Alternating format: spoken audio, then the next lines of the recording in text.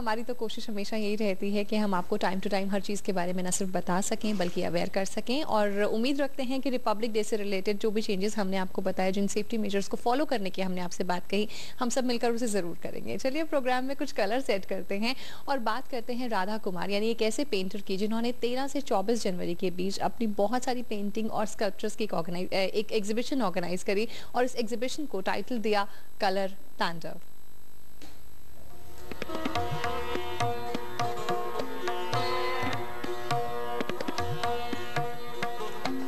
कला की दुनिया बहुत रोचक होती है।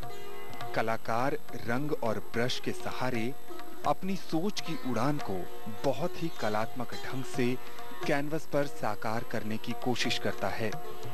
कुछ ऐसा ही प्रयास देखने को मिला नई दिल्ली के इंडिया हैबिटेट सेंटर में आयोजित 2 कलाकारों की कला प्रदर्शनी में।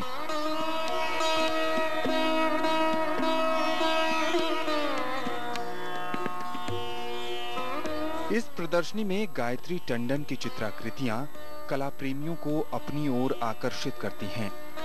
इन्होंने अपने विषयों को बहुत ही सरल और सहज ढंग से कैनवस पर पेश किया है।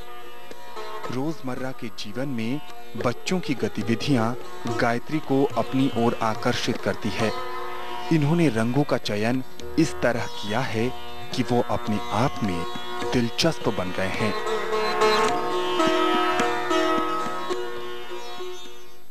मेरी जो कलाकृतियाँ हैं उसमें मैं चाइल्डहुड और विमेनहुड इन 2 टॉपिक्स पे काम करती हूँ। बचपन की इनोसेंस होती है उसको अपने काम में कैप्चर करती हूँ। जैसे छोटे बच्चे बलून मैन की तरफ जो अट्रैक्ट होते हैं, तो मेरे एक काम की सीरीज़ में बलून मैन, मैंने खूब सारे बलून के साथ जो लोग काम करते हैं उनका इमेज दिखाया है। और 2-3 काम मेरे ऐसे भी हैं जो टोटली, जैसे नेपाल की गॉडेस है तो उसको जो एक 14-13 साल तक बिल्कुल एक देवी की तरह रखा जाता है, और उसके बाद जब वो सोसाइटी में आती है तो उसको जो दिक्कतें महसूस होती है।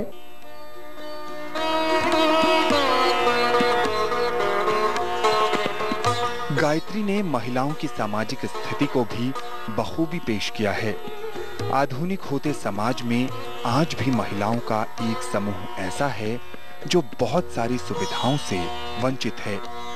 एक महिला होने के नाते इन्होंने इस समस्या को बहुत करीब से महसूस किया है और इस पर अपने मनोभावों को कलात्मक ढंग से पेश भी किया है। हमारी एक इंडियन नारी का रूप है, उसको लक्ष्मी की तरह लिया जाता है, तो मैं उस लक्ष्मी के रूप पे काम करती हूँ।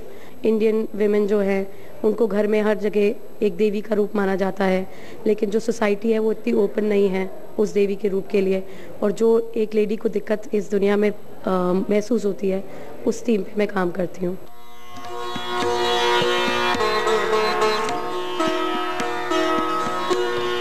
इस प्रदर्शनी में प्रियंका दुआ की कृतियां अपने आप में विस्तृत कथा संसार को समेटे मालूम होती हैं।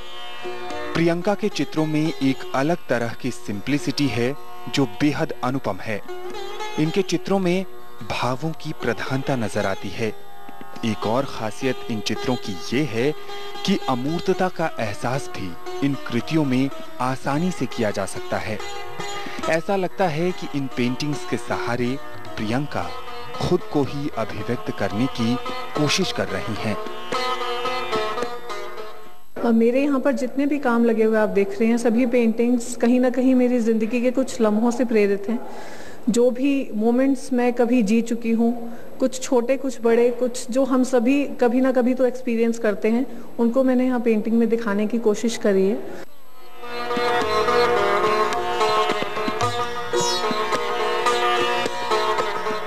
प्रियंका के चित्रों में एक से ज्यादा सब्जेक्ट होने के बाद भी किसी तरह से स्पष्टता में कोई कमी नहीं होती है। रंगों का आकर्षण इनके चित्रों को मनभावन बना रहा है। इन्होंने अलग अलग रंगों का चयन इस तरह किया है कि ये खास तरह के संदेश को देते मालूम हो रहे हैं।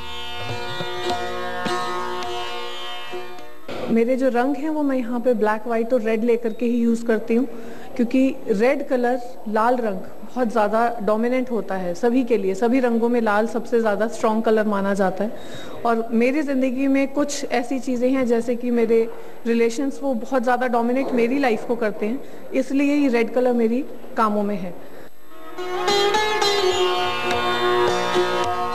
महिलाओं की स्थिति को बेहतर बनाने और रोजमर्रा के जीवन से निराशा को दूर करने की कोशिश करती ये प्रदर्शनी प्रशंसनीय रही।